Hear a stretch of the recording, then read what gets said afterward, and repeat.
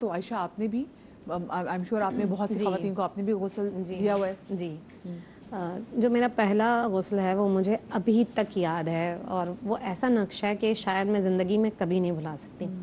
اچھا جب آپ 13-14 سال کے ہوتے ہیں نا تو بہت ساری چیزیں نئی نئی سیکھنے کا دل چاہتا ہے آپ کو. میں یہ بھی سیکھ لوں, میں یہ بھی سیکھ لوں.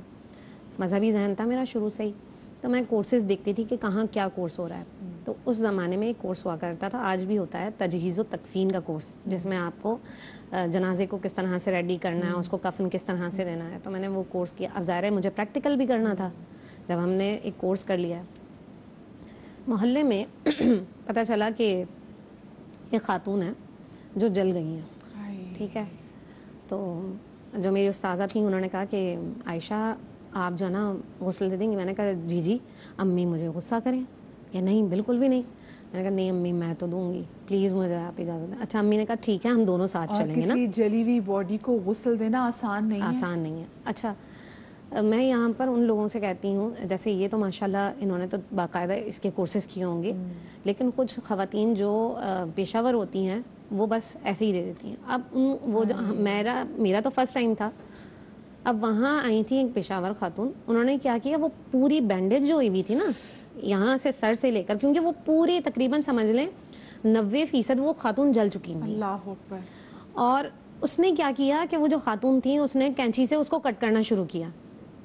میں تو چھوٹی تھی, میں ان کو کہہ رہی ہوں نہیں آپ نہیں کٹ کریں, کیونکہ میں نے پڑھا تھا مسائل میں کہ آپ جو بھی اگر اس طرح کی باڈیز ہوتی ہیں ان کو آپ نہیں کھول سکتے ہیں, اسی طرح سے جس طرح سے وہ آئی ہیں اس باڈی کو اسی طرح سے تدفین کرنا ہوگا.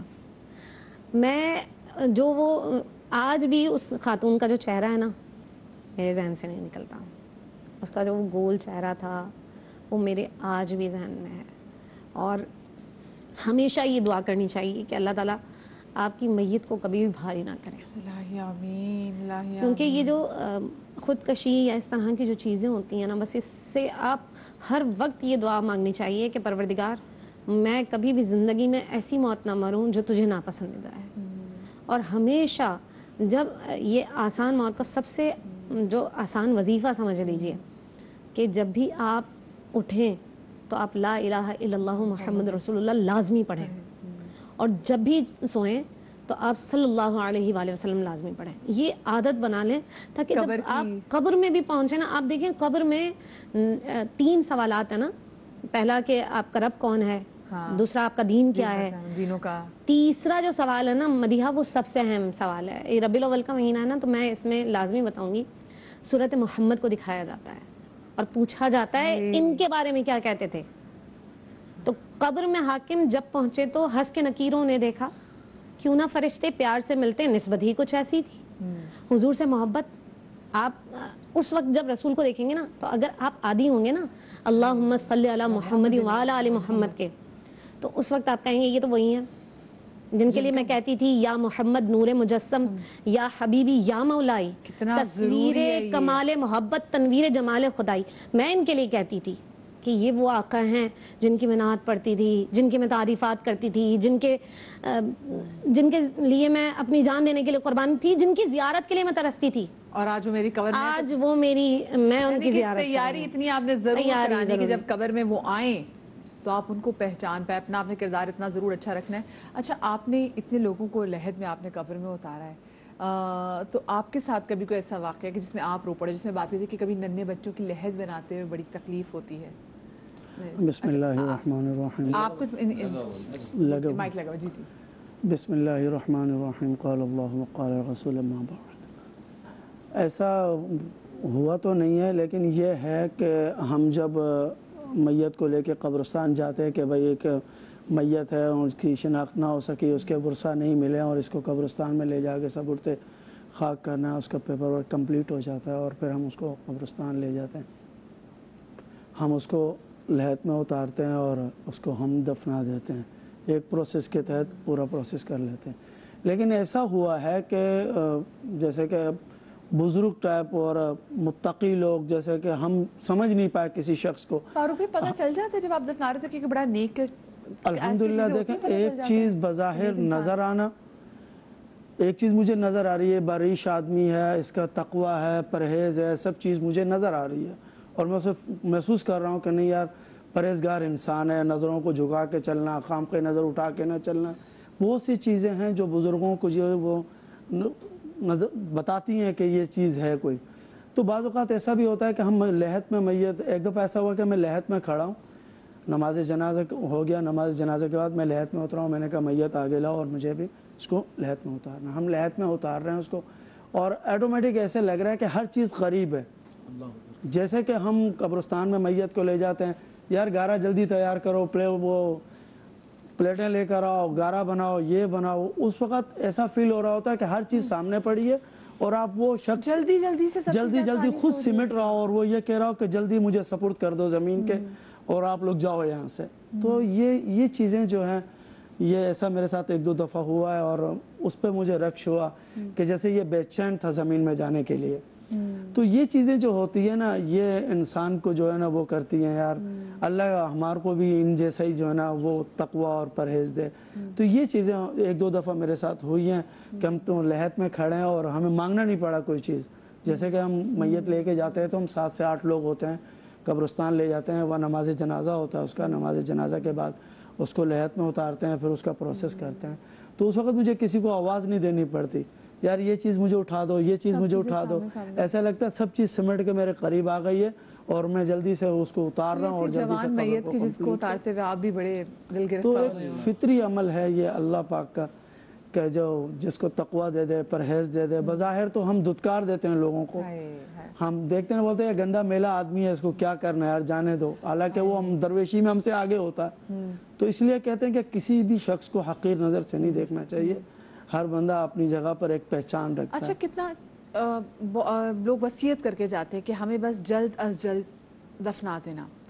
کچھ لوگ یہ وصیت بھی کرتے ہیں کہ جب تک، کیونکہ آپ کے بچے اگر بیرون ملک بھی ہوتے ہیں تو کہتے ہیں کہ نہیں بھئی جب تک وہ نہ آئیں مجھے دفنانا نہیں، اور مجھے غسل بھی میرے بچے ہی دیں گے. تو اس میں ویسے کیا احکامات ہے کہ کتنی جلدی دفنا دینا چاہیے؟ بسم اللہ الرحمن الرحیم. حق میت یہ ہے کہ جیسے ہی انتقال ہو اس کو غسل دیا جائے اور اس کی جلد از جلد تدفین کی جائے.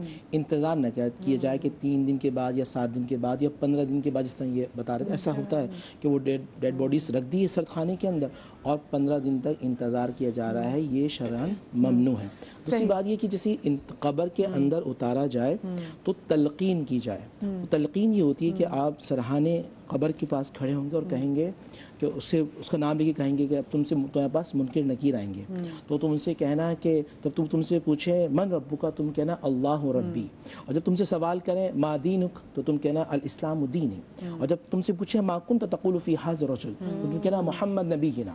اور امام بخاری جو حدیث لے کے آئے، امام بخاری نے کہا سوال تو ایک ہی ہوگا، اور سوال یہ ہوگا کہ سوال کیا جائے گا ما کنت تقول فی ھذا الرجل، کہ بتاؤ یہ کون ہے. اور جس نے محمد رسول اللہ صلی اللہ علیہ وآلہ وسلم کو پہچان لیا، آواز آئے گی کہ اس کو ذرا دکھاؤ جہنم. اگر ان کو نہ پہچانا ہوتا تو جہنم کے گڑھوں میں سے ایک گڑھا ہوتا، مگر اب اس کی قبر جو ہے روضۃ من ریاض الجنہ، یہ قبر جنت کے باغوں میں سے ایک باغ بن چکی ہے. جہاں تک اس کی نظر پڑتی ہے وہ قبر وسیع کر دی جاتی ہے اور تمام فرشتے اس کا استقبال کرتے ہیں کنومۃ العروس. اور کہا جاتا ہے سو جا اس دلہن کی طرح جس کو اس کا دولہا اٹھائے گا. تو یہ یعنی اس کا استقبال ہوتا ہے.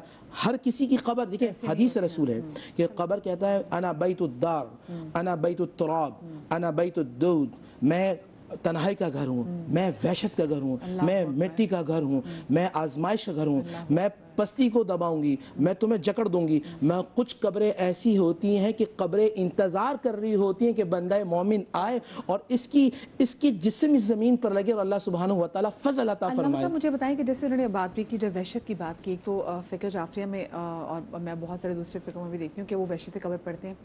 یہ جو 40 قدم کہتے ہیں کہ جی آپ نے جنازے کے ساتھ چلنا ہے، اس کے بارے میں بتائیے گا.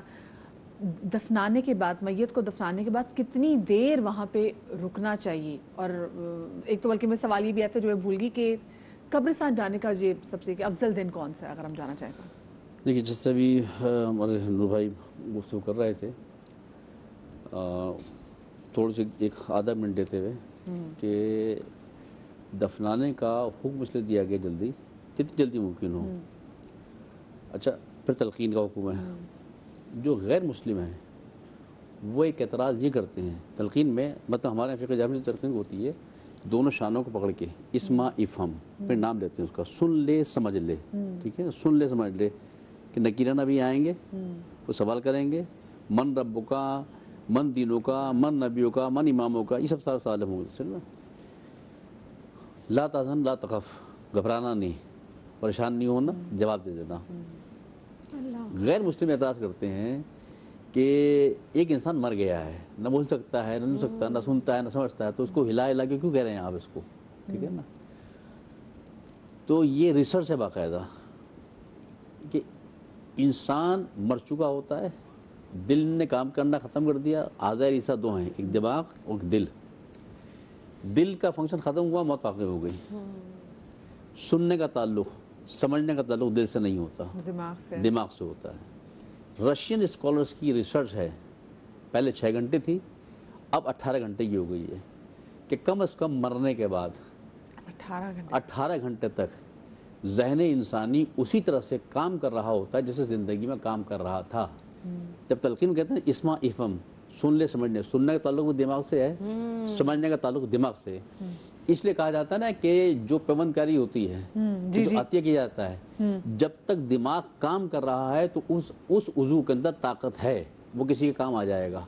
अच्छा, जब दिमाग मुर्दा हो जाता है, फिर तो फारिग हो, सब तो इसलिए कहा जाता है कि जब वो मुर्दा जब इंतकाल हो गया, दफनाने में जल्दी करो, ताकि वो उसूल दीन का पैगाम, तलकीन क्या होती है, वो उसूल दीन का पैगाम कि जब बच्चा शऊर की मंजिल में आता है, उसको बताते हैं तेरा रब कौन है, तेरा नबी कौन है, दुनिया के हंगामों में कोई भूल न गया हो, अब ये मुस्तकिल हयात की तरफ जा रहा है, दोबारा याद दिलाया जाता है, समझ ले तेरा रब कौन था, नबी कौन था, तेरा इमाम कौन था, ये सारी चीज़ें, ठीक है।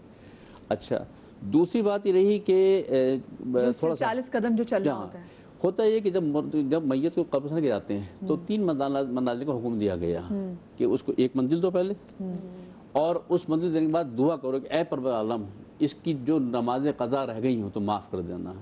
फिर दूसरी मंजिल देनी चाहिए, इसके ऊपर जो कुछ भी मसाइल हैं उसको माफ़ कर देना। ये सिर्फ मुर्दे की मग़फ़रत की दुआ की जाती है, ठीक है।